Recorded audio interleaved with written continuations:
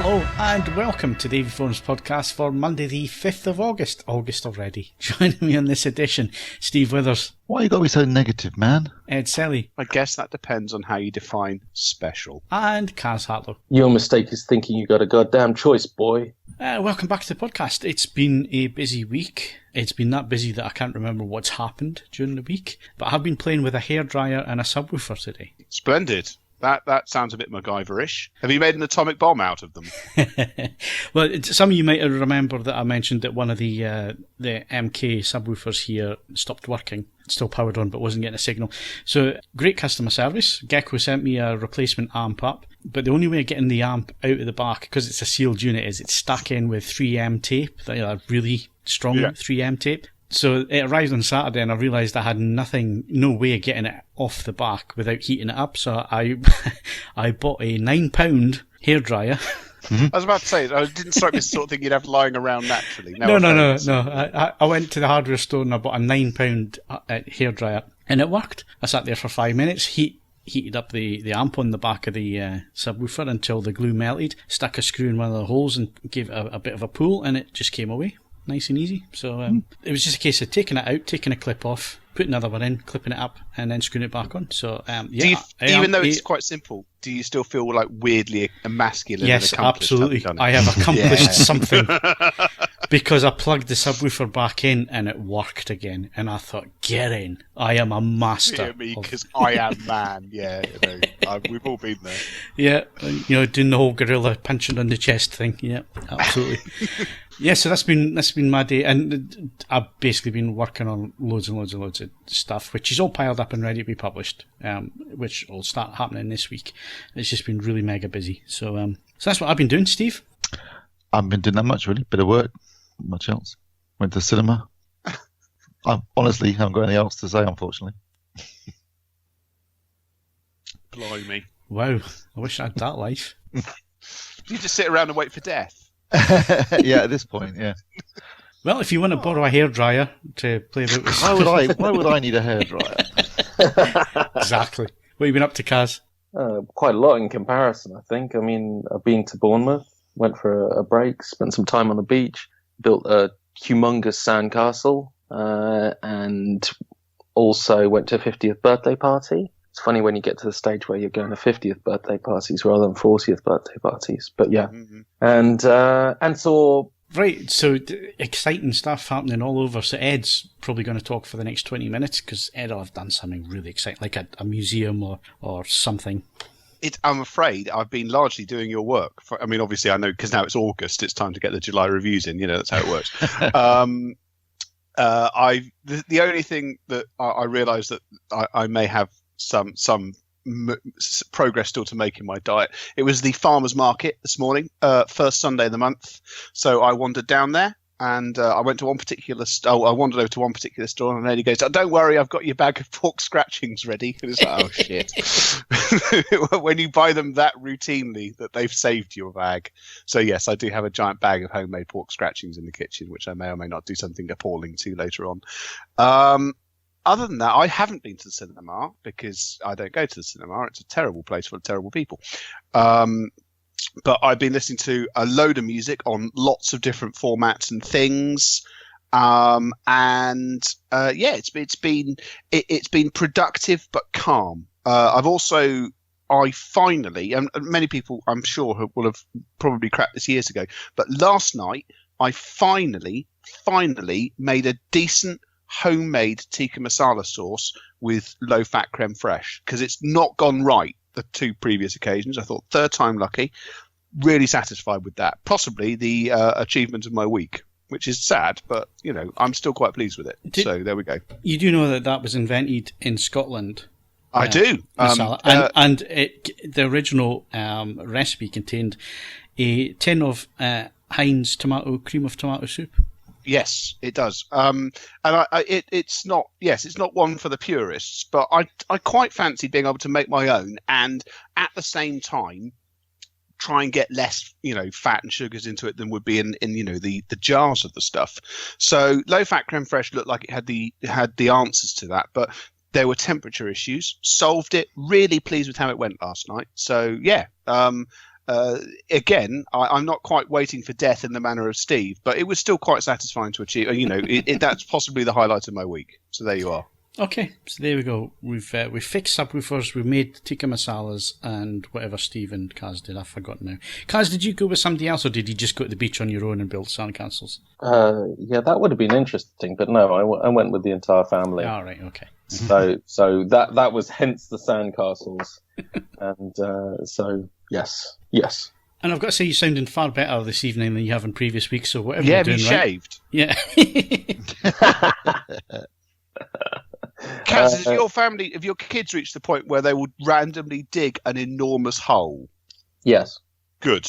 I mean, there are certain traditions when one goes to the beach that I want to see upheld, which is children furiously digging for Southeast Asia the moment that they get onto the sand. So I'm pleased to hear that that's happening still. I built what looked like one of the cities from Game of Thrones out of sandcastles. It must have had 25 individual potted sandcastles, some of them double heaped. Nice. And my son just proceeded to start randomly trampling them like he was Godzilla. Have you renamed him Daenerys? Basically, Kaz, then your son, it was like the end of the TV series and it was crap. It was so random, he just turned evil.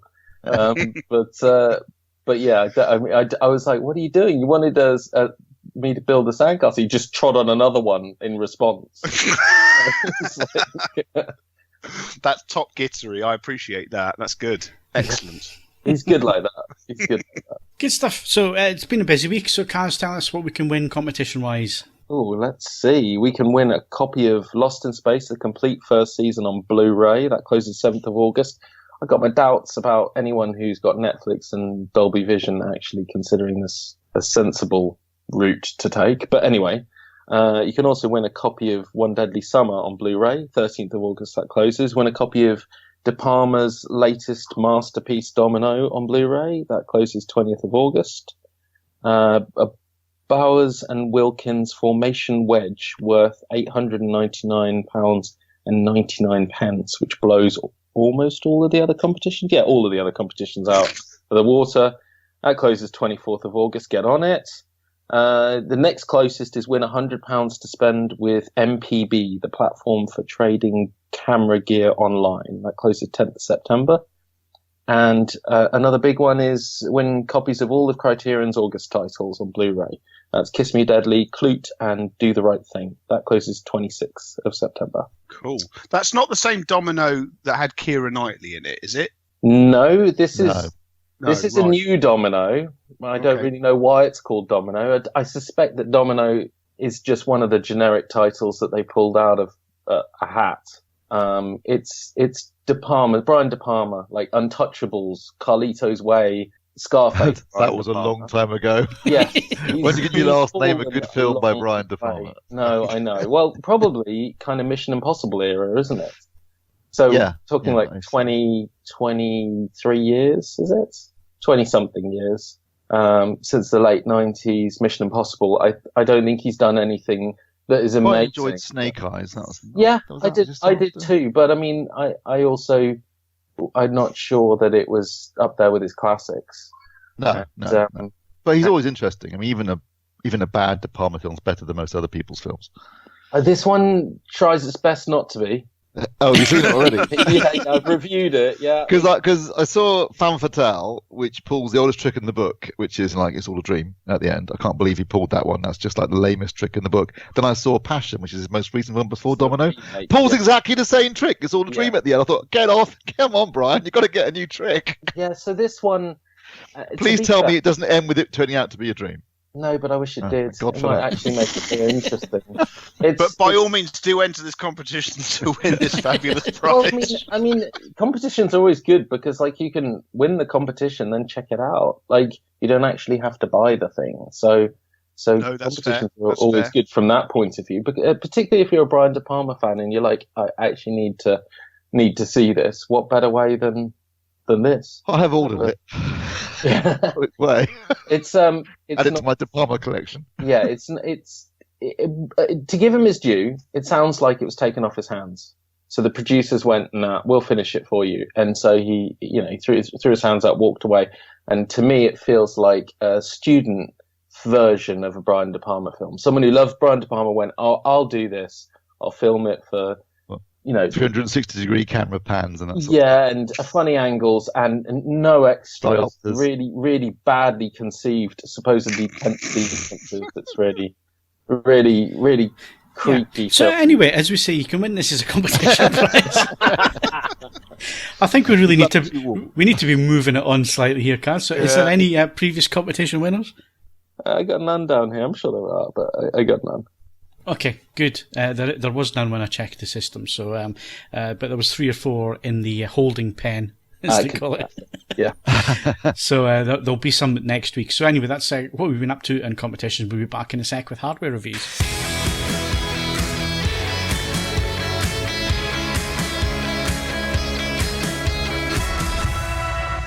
So we're back with hardware reviews, and I found a really interesting little thing. We spoke about the GZ1500 last week, the OLED that I hadn't finished the review at that point. I've now finished the review. The review will be out this week. One thing I did find, Steve, which I found really interesting, was if you go into the sound menu. Now this one comes with a sound bar. Now it's just a 2-channel forward-firing sound bar. But if you go to the headphone socket, you can actually plug a subwoofer into the headphone socket and then go into the menu and switch it from headphone to subwoofer. And it gives you crossover points to select and subwoofer volume. Oh, that's good. That's quite clever. Isn't it? So I took advantage of that. I fit a BK Electronics monolith subwoofer. A little bit of overkill. It's like, it's barely, volume-wise, it's barely turned up on the volume control.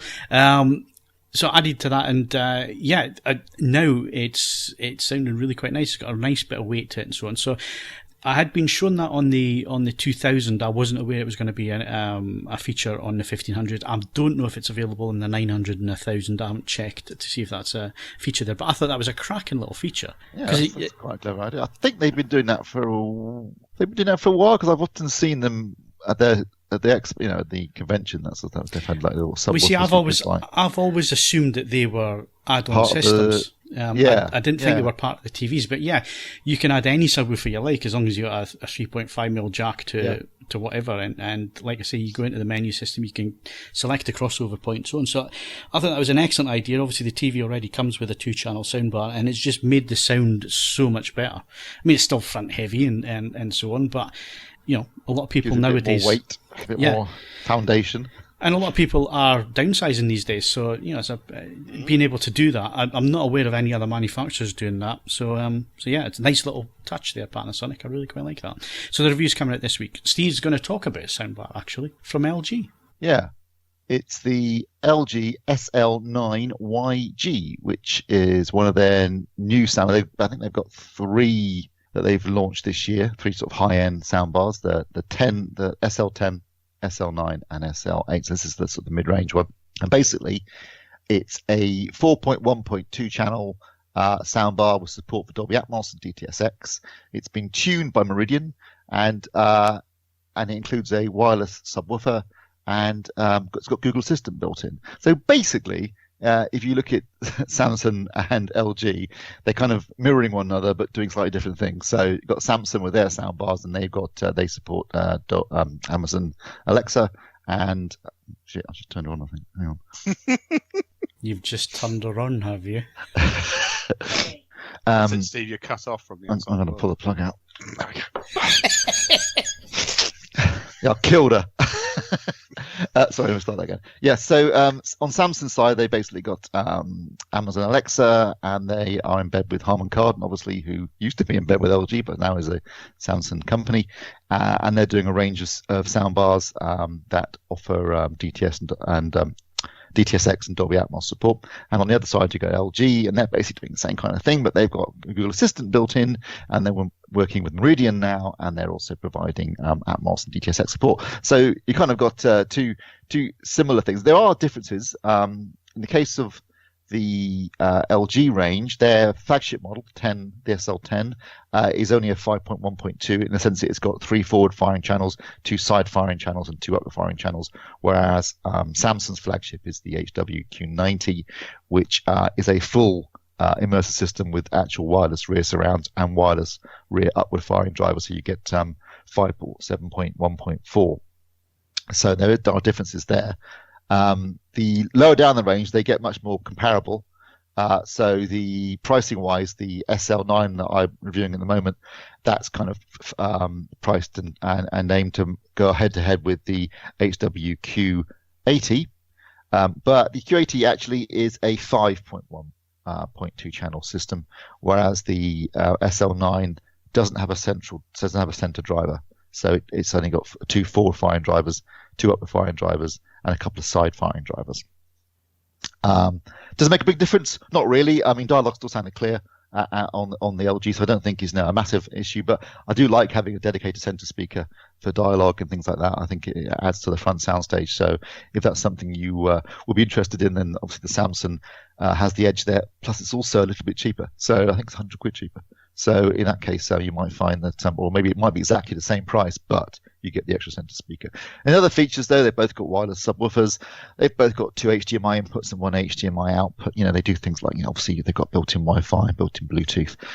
So they're quite comparable. Performance-wise, the LG is interesting because it's designed to be either positioned sort of flat on a surface in front of the TV, and it's very, in terms of its form factor, it's quite low, so it does fit in front of a TV quite nicely, and that seems quite logical to me because you've got the 2 upward firing drivers and you've got the 2 forward firing drivers and 2 side firing drivers. It's also designed to be installed, if wall mounted, you actually install it so it's flat against the wall, which is weird because that means that the 2 upward firing drivers are now firing towards you, and the other drivers are now all firing. The 2 side firing drivers are still firing towards the sides, but the 2 forward firing drivers are now firing downwards. And it's designed to know its orientation and then adjust the processing accordingly. But that does seem like a very strange way of approaching immersive audio, because it's now. I mean, I did turn it on its front, and I've got to say it was difficult to mimic because I had to sort of find a way of not actually attaching it to the wall, but balancing it so it could still fire downwards. It didn't sound as good. I've got to say, for me, if you want the best out of this soundbar, you definitely want to install it flat, as it's really been designed to be used. It looks cool, wall mounted, sort of flat against the wall, but sound wise, even though it does readjust its orientation internally in terms of its processing, it's not as impressive. It's much more impressive as it's, I think, primarily designed to be used, and it does work really well. I've got to say, as putting it flat in front of the TV, it delivered a nice big front soundstage. Obviously, front heavy. There's no rears. I mean, it does fire to the sides because it gives it a bit more width, but there's no rear action at all. There's obviously no rear overheads either. So if you play that test off the Atmos disc, Phil, where they got a helicopter flying around overhead. It's sort of, you can hear it at the front of the room and then it disappears and then comes back to the front of the room again, because it's basically the sound stage is kind of about the sort of first third of the room is filled with sound. Yeah. So, it's obviously, it makes a nice big sound, much better than a television, but it's not as immersive as, say, the Q90, which obviously has genuine rear speakers and rear overheads. So it's a competent soundbar. It's nicely made, looks attractive, got plenty of nice features. Personally, I think I'd probably rather go for the Samsung Q80 if I was in that price point, because I think I'd rather have the extra center channel. Now, obviously, LG doing the whole HDMI 2.1 thing with their TVs. Does this have EARC? Yes, it does. Yes. Okay. So, as does the Samsung, actually. I mean, so they've all got EARC there. That seems to be a lot more common now on soundbars than it was, but I guess that makes sense. But yes, it does. Okay, good It does stuff. support EARC. And you can send. Obviously, you don't need EARC at the moment. You can send Atmos back from Netflix or Amazon using Digital Plus, basically via standard ARC, and that worked very well and sounded great. So it's a good soundbar. I liked it a lot. I thought it sounded really good. The bass was nicely integrated in terms of the subwoofer. Worked really well. I just think price point wise, I might be more inclined to go for the Samsung just purely because I like the idea of having a dedicated center channel. Although it didn't sound muffled or anything like that, it did sound clear. But for the same money, I might go for that instead. Unless you really, really want Google Assistant built in. Okay, good stuff. So there we go. Another soundbar for you to consider if you're going down that route. And Ed's had a wedgie. Sort of. Yeah, well, I'm delighted that a brand has suddenly decided to name a speaker after my favourite Star Wars character. But yes, I've been playing with the Bowers & Wilkins Formation Wedge. And both Phil and Steve, did you both go to the Formation launch? I cannot remember. I went. I don't think Steve did. Right. I mean, ironically, I didn't. No, I didn't. So I've been doing this second hand, but Bowers and Wilkins has released the Formation is not a speaker range. I need to choose the word. It's a platform to which can be applied to all sorts of different things. At the moment, it comprises the Wedge, which is an all-in-one speaker, the Bar, which I'm sure that Withers is going to look at sooner or later because it's soundbar shaped and you just can't keep away from those. And there is then the Duo, which looks much more like a conventional pair of loudspeakers, which they're active and they communicate wirelessly, the same as the other products. They're then supported by the Sub, which can be attached to either a Wedge, a Bar, or the Duo, and the Audio, which is a set of analog and an optical input, which then communicates wirelessly with, again, either the Wedge, the Bar, or the Duo. And I don't want to give away too much about this because the review will be in the tank. I'll be uploading it tomorrow, and it will be available, and I'm sure that it'll go up relatively quickly. It's been by pure good fortune. I've had the Formation Wedge and the Name Audio Muso second generation here side by side at the same time. And the conclusions for both, it's going to come down to what you need from your all-in-one speaker as to which one of these makes more sense, because there are pros and cons to both of them, not least because the Wedge is £400 cheaper than the Name. And you're going to have to decide as a customer, if you're looking for this sort of thing, which one of these makes more sense. Because if you want to do certain things with the Wedge, it very rapidly gets quite expensive.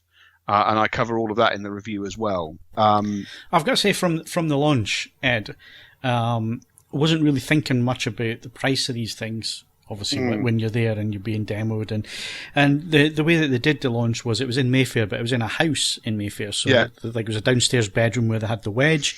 There was the living room where they had a turntable connected to the audio, which was then connected to the Duos. And then they had another living room where they had the soundbar and the subwoofer and so on. And I got to say, they all sounded fantastic, as you would expect from a B&W system. But we had this conversation, was it Thursday or Friday this week? And when you started giving me the pricing, and it suddenly quickly dawned on me that, yeah, they sounded great, but I think the fact that it's a proprietary system and the pricing is, it's a bit high. That's not. I don't. I mean, I'm conscious that this is. It gives away something in the room, but the price of the Wedge on its own is £900. Now that's high, but not outside for a high quality single chassis wireless speaker. And I will say it is extremely high quality. It's a pig to photo. As I point out in the review, you've got to be careful, otherwise it ends up looking like Hugh Hefner's favourite lampshade. But it really is much, much nicer than that. It's a beautifully made thing with wonderful attention to detail. But the moment, if you want to connect your telly to it, you'll need the audio with its optical input. That's an extra £600.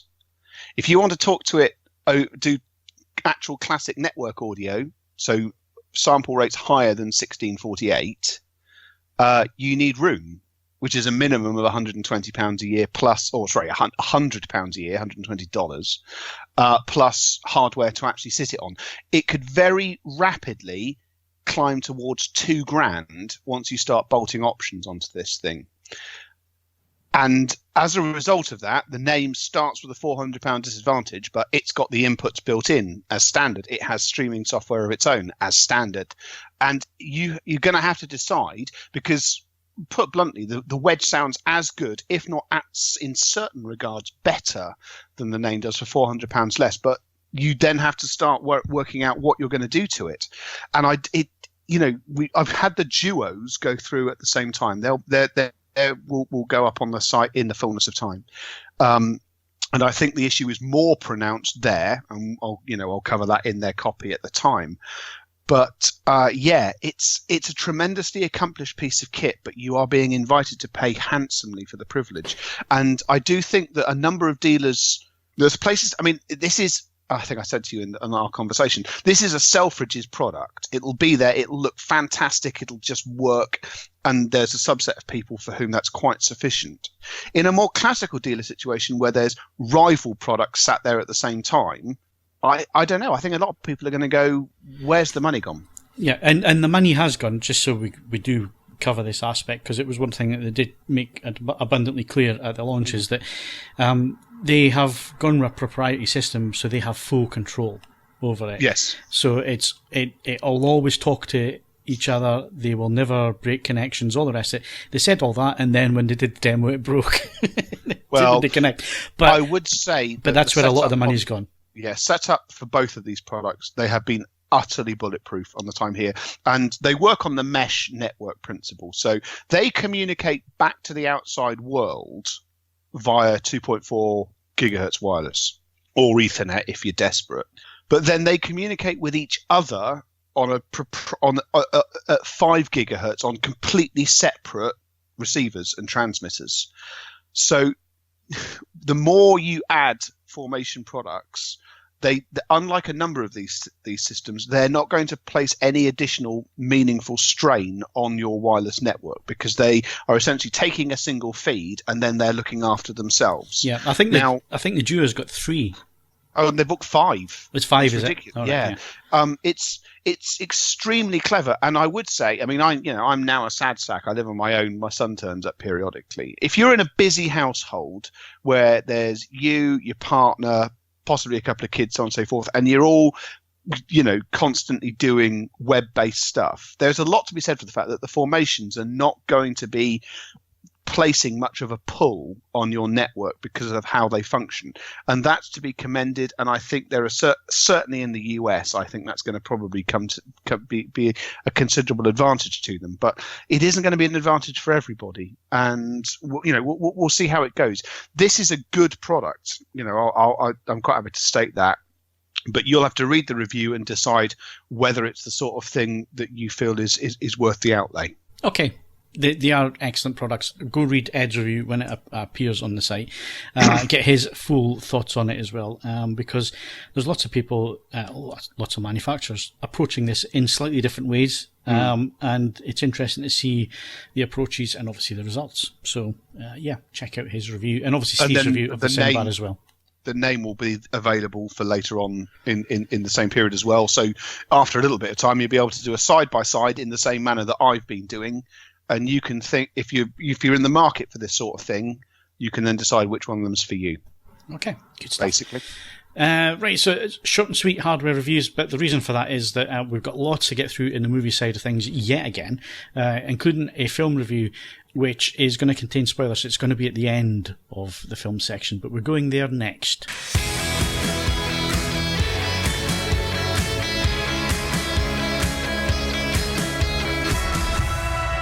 Okay, so like I say, moving on to the film section. So the film review is going to be at the end of the podcast, basically because I think to discuss it, we want to discuss it properly rather than trying to avoid spoilers. Although there won't be anything major in there, but we'll give you plenty of warning before we review the film. So the film is obviously Fast and Furious Hobbs Shaw. Films opening this week, nothing. There are films coming out, but they're all aimed at kids. It's obviously school holiday season, and there's nothing of any interest coming out. So we're not going to cover any of the films coming out. So we're going to go to discs. And 4K wise, we had loads last week, none this week. It's a bit of a barren week, isn't it? Just a bit. So if you want to go to the cinema, there's no 4K discs out this week. Nope, nothing on 4K. But then we did get 5 or 6 last week, didn't we? So yeah. I was going to say, Kaz, did you? You didn't review. Did you review Don't Look Now? No. Simon covered. I was away last week, so I didn't want anything to be late. So Simon covered pretty much all of them apart from Dumbo. It's a good 4K disc if you're a fan of the film. Yeah, I mean, I really like the film, and he's given it a top-notch review. So it looks like a great set. It looks pretty pricey though. Is it? 30 quid retail. Well, yeah, but it's a 4-disc set. In fairness. Yes. Yeah. I did notice if you are looking to add to your 4K collection and so on, there's lots of sales going on at the moment, just in case you haven't picked up on them. So HMV, I was in there the other day, they had a number of sales on with the 4K disc. So you had your 2 for 30, but they also had buy one get one free, which so you did kind of the same thing. No, I stayed restrained actually. I've got a holiday coming up and stuff that I need to pay for, so wasn't buying anything. And Kaz sent me the Fast and Furious discs, so I've been through them.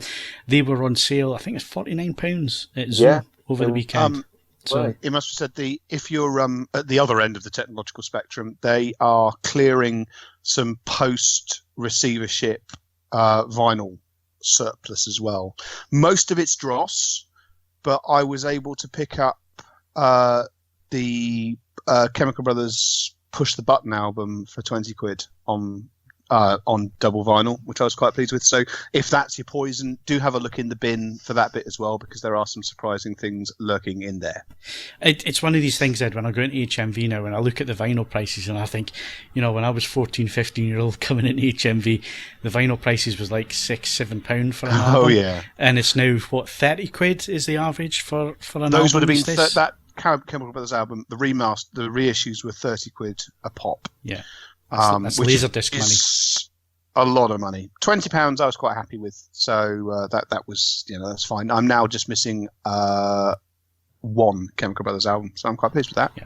So like I was saying, lots of sales on it at the minute. If you want to, go out and get some 4K discs and that kind of thing, lots of some decent stuff in there as well. It's not the usual clearance stuff. There was actually some stuff I would have bought if I had any money. Blu-ray releases, Kaz. Anything interesting coming up this week? De Palma's Domino. Yay! Also Criterion's Kiss Me Deadly, which is a really good 50s noir. Gloria Bell, which is Julianne Moore, and Missing Link, which is the animation. Is it wrong that the Kiss Me Deadly, I'm actually just in my head singing that to the tune of Love Me Tender?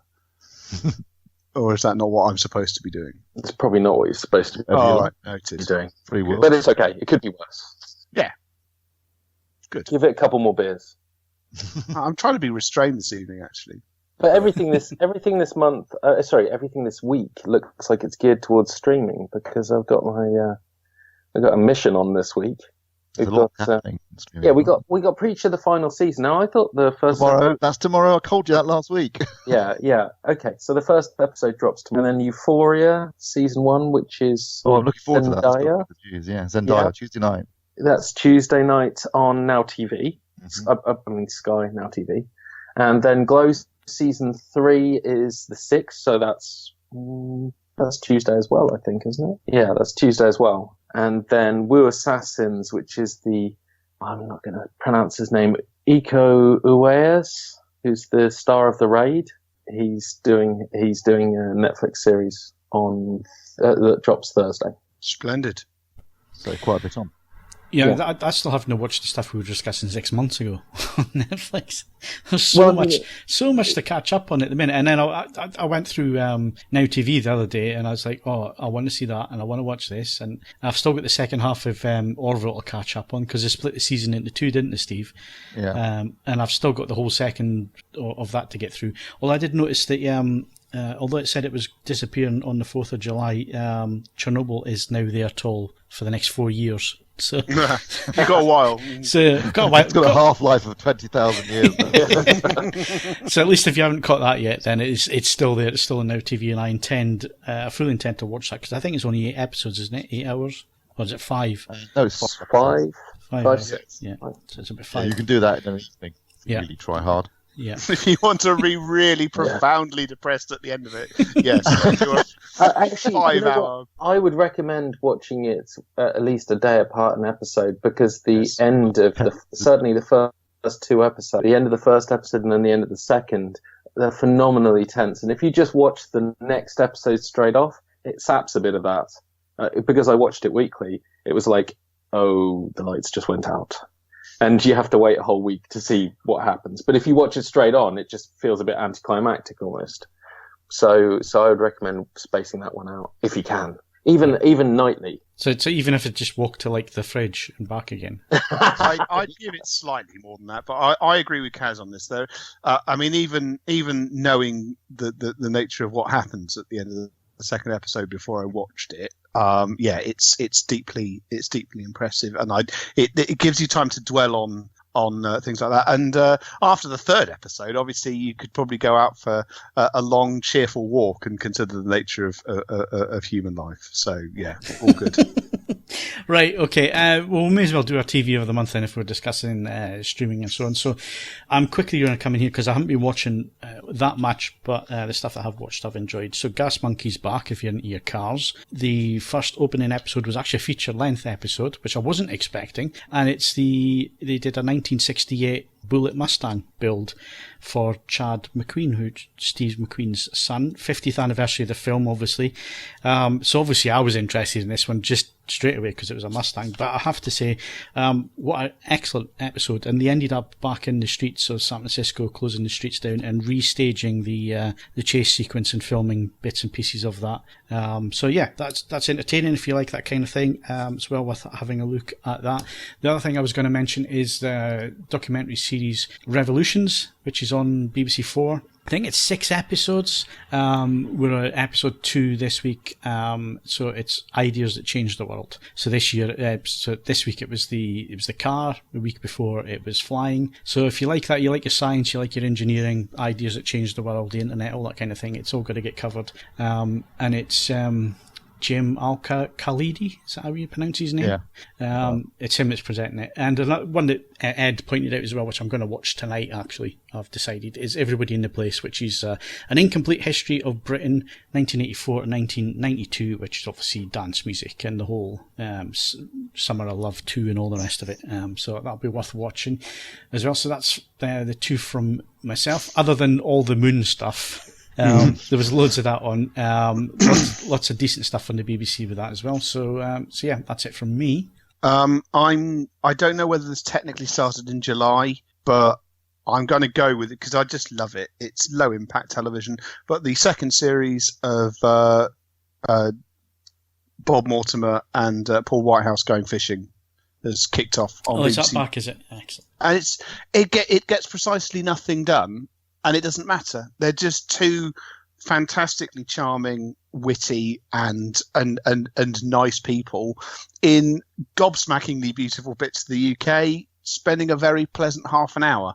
Not everything needs to chill you to the bone or be the equivalent of having your face blown off. I adore it. It's a wonderfully relaxing end to a week. So that is unquestionably my choice. Okay, good stuff. And just before we wrap up, because me and you are the car people, well, Kaz is a bit of a car person as well. New season of Top Gear, now that it was all finished and done with, what did you think? I think the basics are there.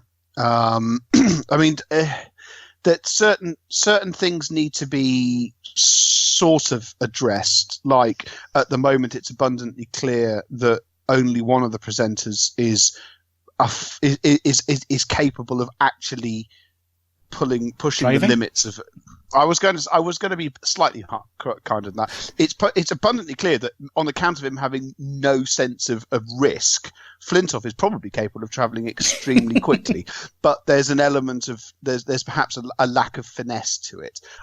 Over time, I mean, it's important to stress with the original 3 that Hammond took a bit of time, and ironic, because obviously then there was the dragster business and so on and so forth. But in the early episodes, it took him a bit of time to actually come up to being, to doing, full on, he gunned on sideways sort of driving. So I think it'll be there, but there is indisputably and against all the odds a degree of chemistry between them.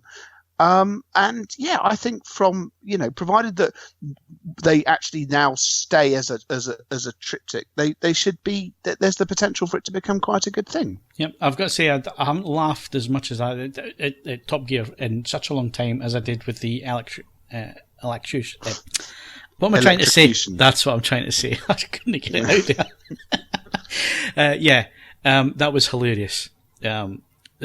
Well worth watching. It's so childish, but then that's kind of what Top Gear was all about, wasn't it, back in the day, arsing around in cars and stuff. So I think they've got that spot on. Right, let's move on to cars. It's been a pretty big month, and I'm sure Steve's going to go with Stranger Things. But other than Stranger Things 3, which was phenomenal viewing, there was the final season of Legion. For those who have stuck with it, It's been interesting viewing, to say the least. Was it rewarding? And compelling. Oh, I haven't got to the end. All I don't right. think anyone has, but it's weekly. But I haven't. There's been so much else. It's weekly, so I haven't got around to that. Gotham, the final season, came up on Netflix. That was rewarding. I thought that was a really good conclusion. But actually, for best of the month, I'm going to go left field and go with The Boys, because after Preacher, I thought they could capture the magic again of getting a faithful adaptation, but I thought that they might also slow burn it. And I found The Boys very for an opening season. I thought they not only nailed being faithful, but they also told a story. And I'm very interested in seeing where that goes. Right, so last of all is Steve. So Steve, you haven't been doing much else this week, so you must have been watching some TV. I did enjoy The Boys, although I would have preferred it if it had been a complete story rather than ending on a cliffhanger. I'm getting a bit annoyed at TV series sort of just always teasing and never finishing anything off. But it was good fun and very funny and very, very violent, and worth checking out as long as you're not easily offended. I did enjoy Stranger Things 3. I thought it was fantastic. I told a complete story, so that's always good for a start. More of the same, really. Loads and loads of 80s nostalgia, and a bigger budget by the looks of it. But that was fun. And I'm also delighted to have Elementary back for its last season. Have you watched any of it yet, Ed? No. I can't even remember if I've still actually got an active sub to Now TV. I just, as I say, I've been in a music-y frame of mind this last couple of weeks, so I haven't watched very much television at all. Well, if you do watch it, it will return at some point, and I'll get it all squared away. If you do watch it, because season 6 ended with Holmes and Watson going back to London, so season 7 starts with them in London, but it's actually shot in New York. It was the least convincing facsimile of London I've ever seen in my entire life. It so looked like New York. Really? Well, we're just coming out to Hobbs Shaw. But I enjoy Elementary because basically it's like a pair of comfortable slippers, isn't it? So each episode's basically the same, and it's self-contained. Yeah, largely self-contained, which pleases me. You basically watch an episode and you get 45 minutes, and someone gets murdered in a bizarre fashion, and then Holmes and Watson work out how they did it, and I enjoyed that. And Johnny Lee Miller is hugely underrated. He's really good in it. Really good. It's a good show. It's much better than Sherlock, I have to say, in my opinion. Yes. Which went up its own arse very quickly. Yeah. I'm also enjoying Agents of S.H.I.E.L.D., which again I think is on its last season now. Shortened season, but that's good fun. I think that's everything basically. After this, Disney will be moving everything to Disney Plus, so it might be the last ABC series anyway that they're doing in the Marvel Cinematic Universe. Although apparently the Netflix shows are not part of the Marvel Cinematic Universe. It's official now. They're not, which seems a bit mean-spirited of Disney. So that's what I've been watching, and also Chasing the Moon, which was a documentary series in 6 parts that they showed over 3 nights. That was really good. The best. That was one of the few really genuinely new things they did for Apollo 11. So that was really good. Yep, no, it's good stuff. It's been good for TV, and again, there's more and more getting added to the must-watch list. So I really should get on and watch some TV. For a TV, well, for a TV, TV. had a job where you could watch TV as a living. Oh, come on. Yeah, and you know how much that actually doesn't happen. Probably you end up watching the same things because you want to see something you're familiar with. You can't Exactly. Well, yes, except it's the same with music reviews. There are 4 albums sat in my shelf. We still have the shrink wrap on, and it's just because I can't really use them for test purposes. I need to sit down and actually listen to them with and I want to listen to them on equipment that I like. Yeah. At a time of my choosing. So they could be in cellophane, unfortunately, for a while, which is a shame. But television is exactly the same. The good thing with the Blu-ray players nowadays is that when you put the disc back in, it says, "Do you want to resume?" And it's usually round about where you need to be anyway, so you're not like jumping all around chapters and all the rest of it. So I can get through it quite quickly. I mean, it only took me an hour last night to film all the bits that I normally watch, and that was just filming a bit and putting another disc in and filming, and still took an hour to do in 40-odd clips. But it's the same stuff over and over again. So yeah, it sounds glamorous reviewing TVs. It's not. Although I could be working for a living, so who am I trying to kid? We're not digging coal, so it could be a lot harder. Yes, there is that. Right. So we've been talking about Netflix. There's a few things happening round about Netflix. You touched on it there, Steve, but there seems to be this thing where people are getting a bit jaded now with the number of series that are coming on, not just Netflix, but Now TV and other outlets as well, like Amazon and so on. That it seems to be everybody's trying to, well, they're basically throwing things at the wall and seeing what's sticking, basically, when it comes to TV series and so on. And you kind of hinted at it, where there's quite a bit of investment in watching some of these things, and sometimes that investment in time is not repaid by anything telling you actually a decent story, as you pointed out. Well, the problem is, particularly if they do, and this has always been an issue with network television, particularly, and episodic television. It's okay if it's a show like Elementary, where essentially each episode is a one and done, and that's it. But when there's a sort of an overriding story arc, if they don't finish it, because the show gets cancelled, that's so frustrating. If you've invested time and effort in watching something and they're not going to find out what happens at the end, then, a good example would be Firefly, halfway through one season and it gets cancelled.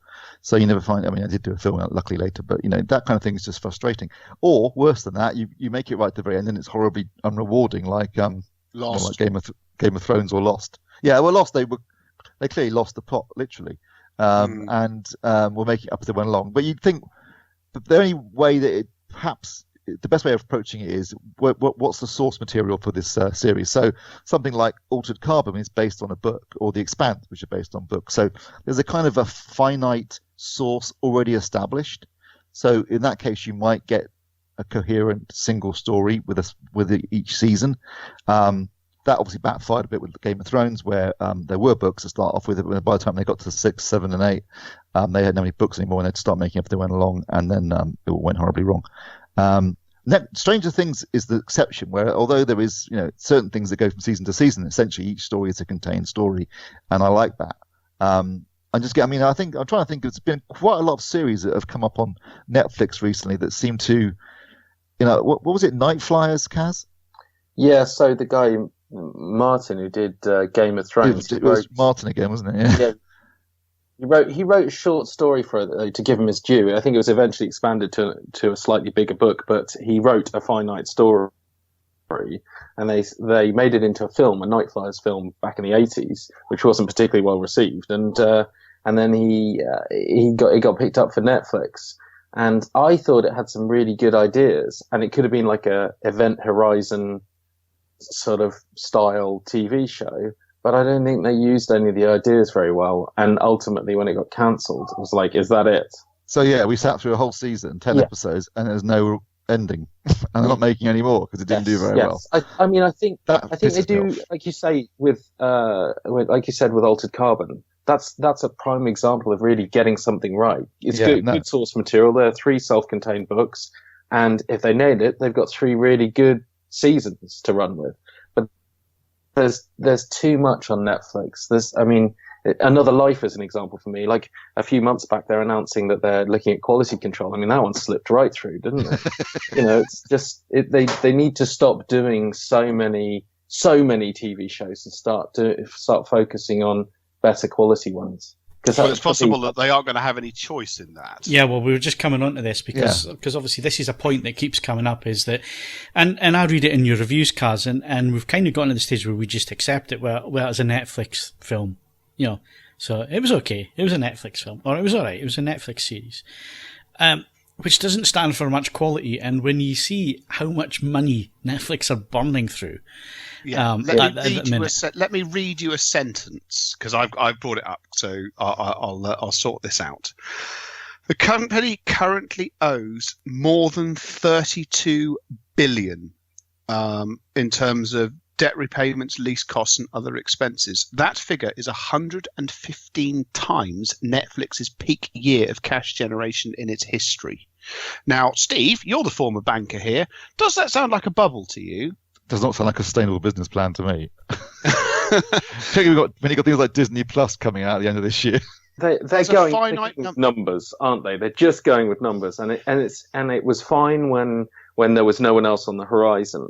But now the threat of so many other competitors on the horizon means they need to sort their game out, keep burning money.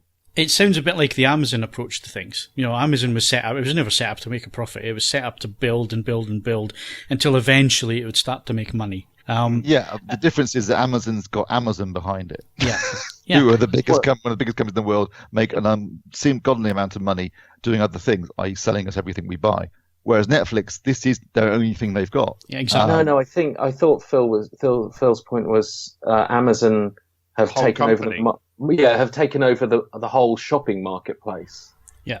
I mean, I have to say, I think that Amazon Prime Video is nothing to write home about. But I mean, people get on board Prime, and so I take the rest as a freebie. Yeah. For free telly, it's excellent. But the point I was trying to make was that Amazon, when they went to investors, and it sounds like Netflix are doing the same thing with their investors. They went to the investors and they said, don't expect a profit for at least 9 to 10 years, because we have to build this thing. We have to build this thing. We have to build it before people will come, basically. But it will eventually be so big that everybody will use it. And for a long time, that was true for Netflix, because there wasn't this competition. And they've obviously gone to investors and so on. And again, I'm surmising here. I don't know what the actual facts are. And they've gone to investors and they've said, look, this is a long game. This is a marathon. It's not a race. And we can make the best TV and all the rest of it, with this, and get people sign up. We'll take it worldwide, and it'll eventually pay for itself. But as Ed just pointed out, 32 billion in debt. That's a lot. And the problem is, this is mirrored with music streaming services as well. You're now going up against competition who can afford to watch you burn your remaining reserves of cash. You die. They possibly buy your if Amazon have got any sense, they'll then buy Netflix's interface, because theirs is shite. Yes. And then it's one and done. I fear for Spotify under the same circumstances. It has to run flat out, whilst Apple and Amazon have indifferent competition to Spotify, but it doesn't matter. They just watch Spotify burn through its IPO investment and then go, yeah, okay, now it's time to actually start doing something about it. And there's not even, with the video side of things, it's not like anyone's really able to push a quality aspect over anybody else. It's all even Stevens. You're talking about possibly different flavors of HDR and things like that, but fundamentally, the everyone's got 4K HDR to offer, and a way, so Netflix's ability to differentiate themselves there is no less compromised. And what on earth? I don't know enough about this. This is a statement induced by beer rather than any great understanding of fun. But that ratio, 32 billion versus the numbers already made, plus what we know about other services joining, that ratio is that's an already lost situation as far as I can see. I don't see. I don't know what incredible thing you could do to suddenly bring subscriber numbers up globally to the point where that suddenly makes sense. It just doesn't. The only thing I can think of is that there's still marketplaces to move into. There might be, but the population, that essentially in terms China? of global heads of population, China? Are they in China? Well, in that article, they're talking about how they've dropped prices to get a large quantity of new readers in Asia and India. And so, I mean, they're obviously still expanding. But I mean, the counterpoint to all of this is that we complain about a lot of Netflix's stuff, but for the money per month. Oh yeah, absolutely. God. It's ironic because if you stripped out all of the bad stuff and just left the good stuff, there would be a lot of things to watch, which you'd be kind of more than happy paying the price for. It's only the sheer volume of bad stuff that makes it feel like Netflix is distinctly average. But you could happily while your time away just watching, things like Stranger Things and Altered Carbon and Orange. Yeah, when they get it right, they do it really well. Stranger Things is a really good series. Altered Carbon was an excellent adaptation of the book. Mindhunter was a really good series. House of Cards used to be a really good series, but the problems with that were less to do with Netflix and other things. Yeah.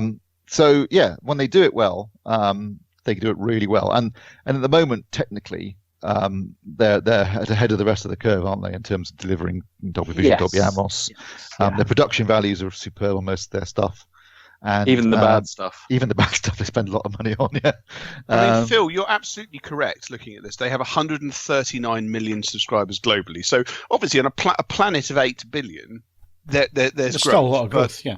But I just think that's now going to be spread across, all these other organisations. But that's the trouble, isn't it? Because if you imagine, I mean, back when Amazon was expanding, I'm talking Amazon Shopping, when that was expanding and people were thinking, should I get Prime?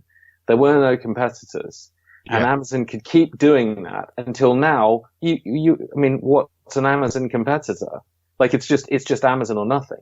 Everyone goes to Amazon for shopping, or they go to the individual shops. Essentially, there's no cross-category competition. You're absolutely right. You have to go to, there are rival music retailers, there are rival electronics retailers, so on and so forth. They've saturated it in terms of that sort of that particular style of platform.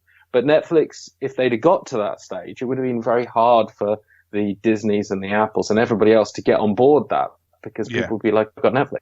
But unfortunately, Netflix haven't saturated it, and their model for growth and succeeding in this looks distinctly shaky now when the others jump on the market. Now, there is the Apple and obviously Disney coming on board, but I think where Netflix does have an edge is giving people a chance with content and making content and so on, which might work better if they're moving into the Indian markets, Bollywood and all that kind of thing to tap into. You've got the Chinese market; it's second biggest in the world when it comes to film. Steve, am I correct in that in terms of? Right. Well, no, China. It's America, China. Well, right. America, China, but it's China's second biggest, so they can move into that market as well and give local producers a chance to make the content and so on. Whereas Apple and Disney are not going to do that. Apple and Disney are very much Western Hollywood productions, TV shows, all that kind of thing. So there seems to be this given that Marvel, Disney's going to come in with Marvel and Star Wars and all the rest. Well, Star Wars never does well in Asian markets. About Star Wars, no one in China gives monkeys about Star Wars. Yeah. So, there is scope for more growth there for Netflix. So it's not all doom and gloom. I mean, you read this story and maybe it's written in a certain way. It was on Bloomberg. That maybe, Netflix are done for. I don't think they are. I don't think they're done for. They need to make some changes, basically, when it comes to cash flow and so on. But I still think there's massive areas that they can grow into and expand their business, where I'm not so sure that'd be the case for certainly Apple. I think Apple have taken a very strange approach to their business model when it comes to their service. But with both music, on-demand music and on-demand video, Apple is just, for a company which has, admittedly it's tapering off a little bit now, perhaps to be expected, but for a company that was so effortlessly able to set the tone of what everyone else was going to do when it came to physical product, they've post iTunes, the initial, the right back in the dawn of streaming history. After that point, it's always been a bit reticent. But the problem is, again, if you're Netflix, that they can afford to be sort of half-assed, because they do have some fair reserves of cash to sort of mess about with, and so on and so forth. Same with Amazon. So, as we were only commenting last podcast, that Disney's, as I seem to remember, they've made a bit of money in the last 12 months. So they, again, where Netflix has to get it right lots of the time to try and start eating into this existing margin, a debt issue and so on and so forth. These guys don't. They don't have to try as hard. They're all relying on alternative means. And then you get really complicated. Which means this is very sustainable. And then you get niche issues. I mean, for example, obviously, at some stage in the not too distant future, BritBox is going to lurch into being. And we still don't know a huge amount about many of the aspects of this, but in terms of having a ready-made catalogue, which would, I'll be honest, would probably make me sign up for a bit anyway, if there's certain things which I have struggled to watch in the ensuing decade since they came out, if I'm able to watch those on demand again, yes, they'll get some of my money. And the chances are that they then won't be available to Netflix for me to do, drunken close to midnight selections where I suddenly fancy watching a 20-odd-year-old episode of some sort of tat on broadcast television. And it's just the nature of how complicated the points of competition are that it's going to take some skill to navigate. And I think we wrap this up for this week anyway, because I'm sure we're going to come back to this subject over and over and over again. We haven't even touched on the Marvel side of things and Disney. That'll have to wait till next week, because, again, we're up against the time-wise. Where does the time go? But I guess as consumers, though, competition's got to be a good thing, though, isn't it? Yeah, definitely. Yes. I mean, obviously, fragmented markets. Fragmentation, not so good, yeah. No. But no, in terms of people trying their damnedest to bring quality viewing, yeah, it's never a problem. And we've already mentioned Dolby Vision on this stuff, Dolby Atmos being available, HDR10 Plus being available. And on these streaming services, I mean, even YouTube is now on the latest TVs that I've been looking at. They're all HDR capable as well with the YouTube apps and stuff. So things are moving on, and it was interesting. There's been a couple of news stories, people not realising they've got 4K TVs, but they assume that they have got no 4K content.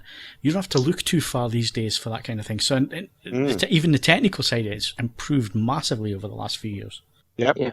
Would I have preferred if Disney had stayed out of the game and Marvel's Netflix shows had continued and maybe added to them?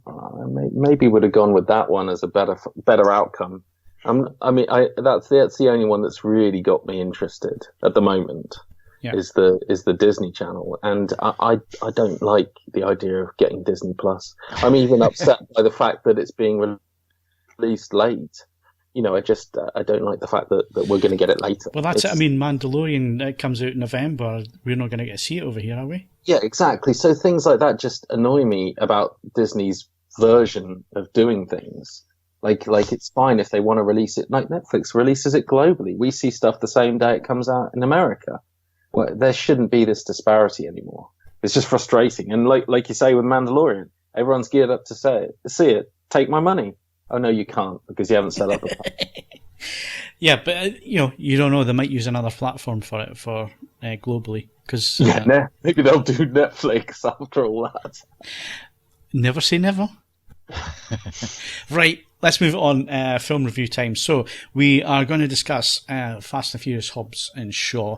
This will contain spoilers, or some spoilers, or certainly some plot points that need to be discussed. So if you've not seen the film, if you don't want to know any of that, we will say goodbye to you right now. It's best that you go and do something else, because we're going to talk spoilers. So thanks very much for listening if you're now leaving us, and we'll see you again next week if you're still with us. Right, so we're going to talk about the film. I came to this late I came to the Fast and Furious franchise late because I thought it was a waste of my time and there must be god-awful films. And I was right for about the first three. And then we had Fast 5, which really turned it around and introduced new characters into the franchise. And it's those characters that were introduced from 5 onwards, as there's a big flash of lightning and a rumble of thunder outside. It's those characters that have basically, I guess, moved the franchise onto something that it was never intended to be. It was intended to be, fast cars and shots of females draped over the cars and all that kind of thing when it originally started. It's turned now into a sort of Mission Impossible, spy, espionage, all that kind of thing with over-the-top action and stunts and so on. And I guess if you come into it without knowing the background, you're going to think, my God, how fake is this? And that would never happen. And Jesus, that's you've got to understand it's a different universe to the world that we live in. And I think once you get that side of things and you think, well, this is the Fast and the Furious universe, just don't think about things too deeply. And physics obviously doesn't work in the same way in that universe than it does in this universe. Then you're going to get on with it. And it really is although they don't use the fourth wall, it's very knowing in what the franchise does, and its tongue is filmy in its cheek. And that's the case with Hobbs and Shaw, and I've got to say, I thought it was 70-30. It worked 70% of the time. So 70% of the gags worked, 30% of the time didn't really work for me, or they didn't hit, or it was all a bit too quick for you to pick up on absolutely everything that was going on. It was completely and utterly stupid, made no sense whatsoever. It was going for Lord of the Rings when it came to endings. It didn't know when it wanted to end, but I still came out of the cinema with a huge smile on my face. I belly laughed a few times, and I belly laughed a few times at the over-the-top ridiculous nature of what was going on. But for me, it was an enjoyable experience. I like The Rock, I like Statham. Having them together in the same film, where it's over-the-top action and they just want to knock each other's brains out or knock other people's brains out, and over-the-top action and all the rest of it, great. I thought the villain was weak, but I've never liked Idris Elba. I'll admit that now. I've never understood him. I've never understood the popularity from him. I don't think he's a particularly good actor in what I've seen him in, but he didn't seem to fit. And I'm getting really concerned with the thunder and lightning outside now, because it's getting pretty bad. So if I suddenly disappear, you know what's going on. But anyway, that's my initial thoughts. I'll come back into it once the guys have said their piece. And I think Steve's going to say the longest piece. Not necessarily. I enjoyed it. I thought it was fantastic fun. I thought the first hour was stronger than the second hour. Could have done with losing about 20 minutes, particularly in the sort of the last third of the movie. It could have done some tightening. I think it would have been about 20 minutes shorter, so about 2 hours long. It would have been perfect. It was very funny in places. I mean, laugh out loud funny at times. The relationship between, the chemistry between The Rock and Statham was excellent. This stunt work and action was superb in places. It's ridiculous and ludicrous and over the top, but it knows that. It's not like it doesn't know it. It's an entertaining 2 hours and 15 minutes at the cinema. There's a few surprise cameos in there, which I really enjoyed.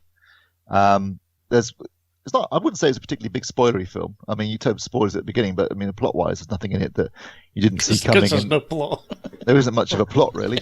In fact, there was a plot, but it was borrowed from Mission Impossible 2, wasn't it, to a certain extent? It was. Yeah. And in the review, it's very Mission Impossible 2.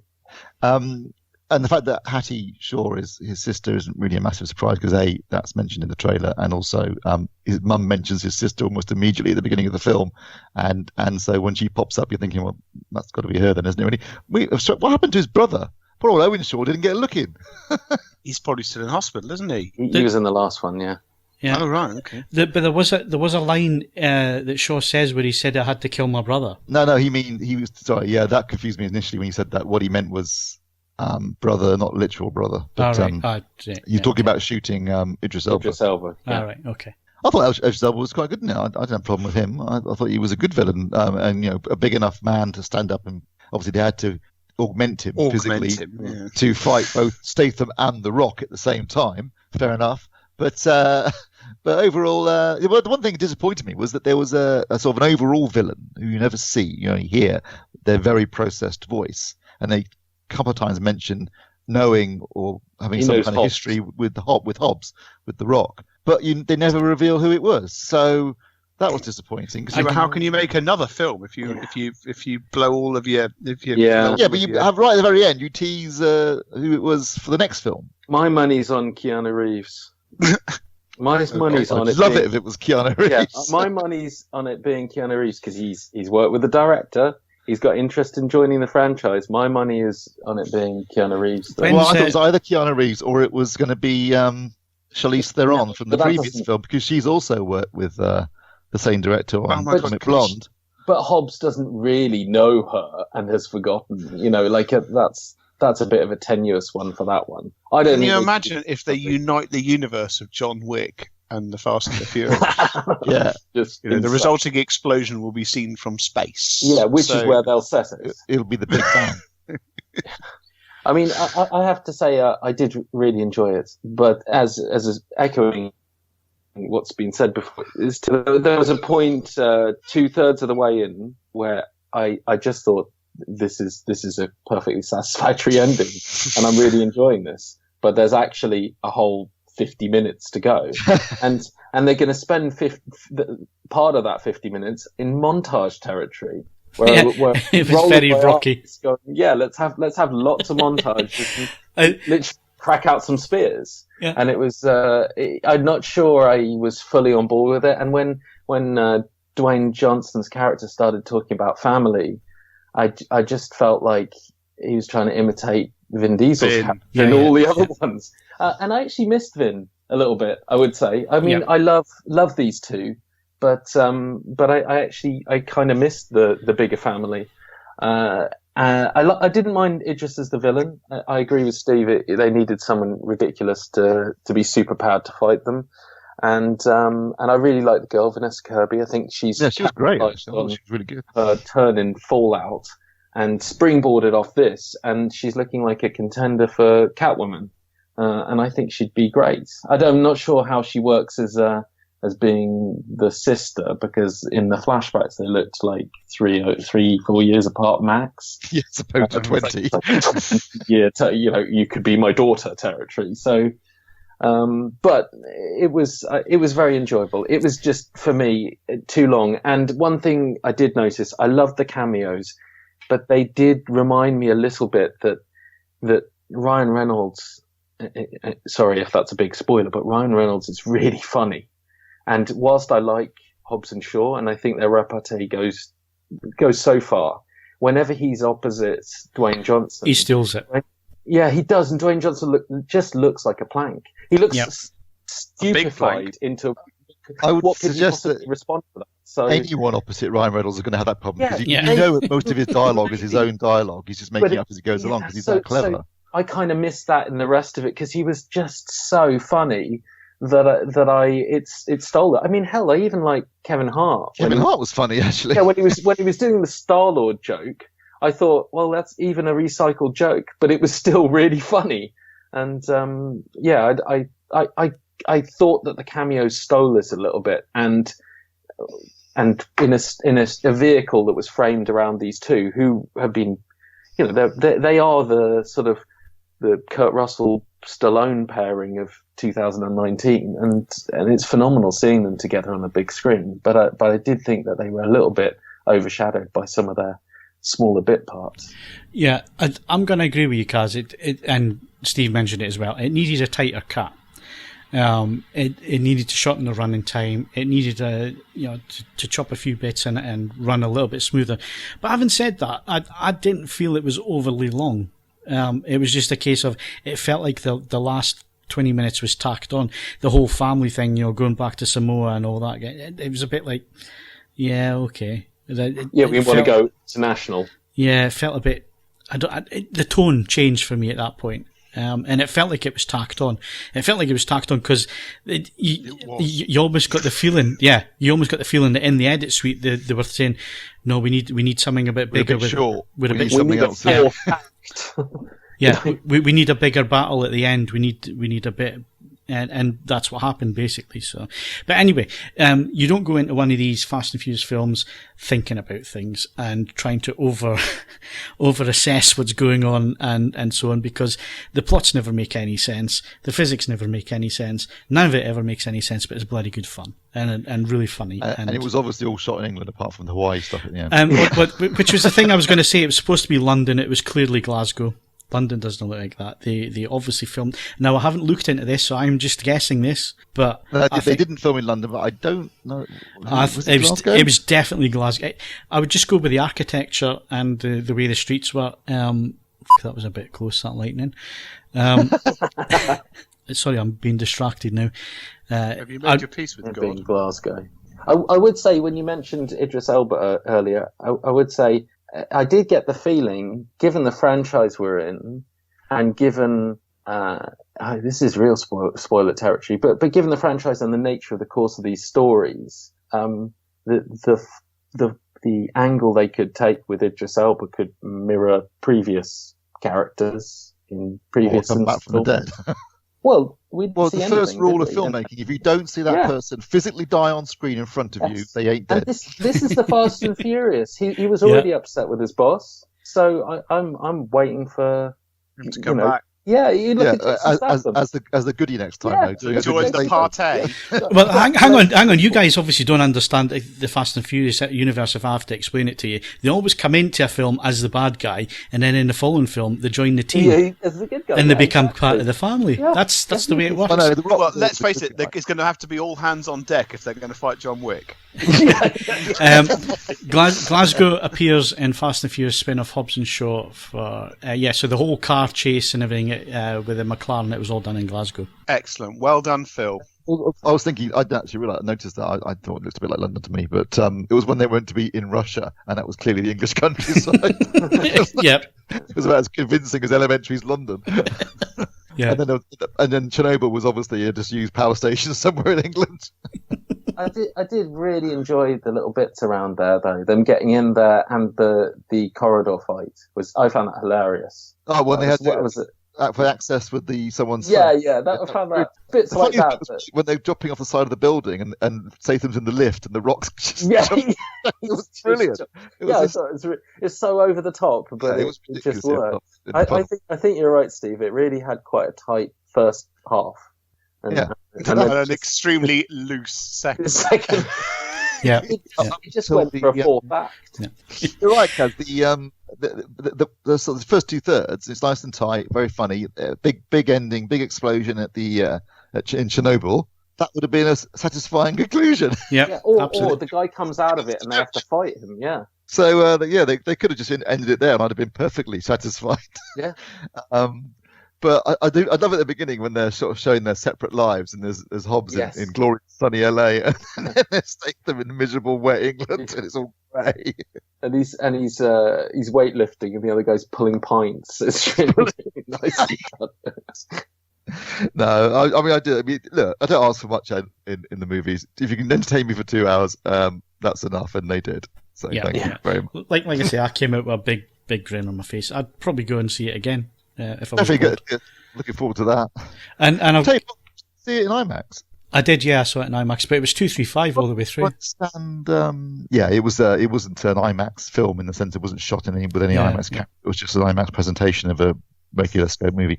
But I did struggle sometimes to understand some of the dialogue. You might want to check your IMAX theatre because the screen I saw in Gateshead was spot on.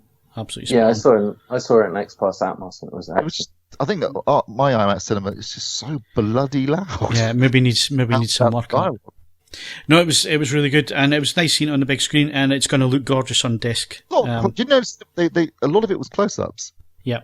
Very tight framing in that film. I don't know if that's because they shoot so quickly, because they get like The Rock for like 2 weeks, don't they? Basically, he's so busy. Does about 5 films a year, so he basically starts shooting. He rocks in. You get his shots all done in tight close-up, so you can worry about the backgrounds. Off he goes. I think that might be the case. I would say, considering the director's form, he's done better. Directorially, he's done better work. Yeah, well, also he's got to be curtailed by the rating, because he's done like Atomic Blonde, he's done John Wick, and he's shown how people fight. And in this, it was very Bourne. And he was cutting a lot. And The Rock, apart from like the closing fight, it was very, very Bourne. Yeah, very fast cuts. I wasn't expecting from him, and I found that to be quite nauseating. We sat out close to an IMAX screen. Yes, very much. Yeah. Yeah, no, I get what you're saying there. Yeah, like the first time they meet in the office, and over the table, and they start throwing the chairs and that kind of thing. It went from it went from a nice wide shot, but like you say, it suddenly went really close, as if they were almost blocking the fight scenes, so they didn't have to show you the wide shot, basically. So they could cheat a little bit. But anyway, thoroughly enjoyable. I've got to say, I'd always turn my nose up at these films, having now sat and watched all 8 of the Fast and Furious and then Hobbs and Shaw. It was tough persuading you, Phil. It converted you, haven't we? Yeah, no, absolutely. Stockholm syndrome. You've converted me. Actually, they are very enjoyable. From Fast 5 onwards, where the whole tone and the whole series shifts. But they're very inclusive, aren't they? Because when you were on the outside and we were trying to convince you, you were like, you're trying to get me to watch lots of Transformers movies and I'm not interested in your crap. Yeah. But basically, once you're on board, you can kind of see how this insanity works. I hate to say it this way, but once you get the joke, and I think that's the best way of explaining it, Once you understand the universe and it's the tongue is firmly in cheek, and it doesn't make any sense, and you don't overthink things, and bad guys become good guys, and it's all about family and all the rest of it. It's actually really good fun. I've enjoyed watching the 8 movies and Hobbs and Shaw. So I'm looking forward to 9, which I think is next summer, isn't it? So it is. Yeah, it got pushed back from this. Did someone get killed on the set recently? Yes. Oh, that's distressing. Yeah, a stuntman, I think. I think they. These days with special effects, no one should be getting hurt shooting films. In my opinion. I'm surprised they actually still use stuntmen in the Fast and Furious films. I thought they stopped at 5. It doesn't look like they do. It all looks like it's CG half the time. He went through the green screen. Yeah, but again, when they're using firearms and that kind of thing, even though they are fake and all the rest of it, you can still kill somebody with them. If it was that guy, wasn't it? That TV series who was playing Russian roulette with a gun with blanks in it, and he blew his brains out because it's still got a wad of paper that's moving fast enough to go through your skull. Yeah. And he killed himself. Well, The Crow. Eh? Yes. Oh, well, The Crow was a misfired. Yeah, that was a misfired blank. That's a misfired blank, isn't it? That's Brandon Lee. Mm. Marvellous. Well, on that happy note, dead celebrity bombshell. Let's talk about Chernobyl again. So that's it for this week. Thanks very much for listening. My thanks to Ed Selley. I thought cockfights were illegal in Rio. Kaz Harlow. Think you're in America? You're a long way from home. This is Brazil. And Steve Withers. You only live once. Let's do this. Don't forget, you can follow us on Twitter and Facebook. Bookmark AVForums.com for latest reviews, news and videos. Plus, why not leave us a 5-star rating on iTunes, but only if you enjoyed the show. Also, why not head over and check out our YouTube channel for videos of the latest product launches and reviews, and feel free to subscribe while you're there. I'm Phil Hinton, thank you very much for listening, and we'll see you again next week.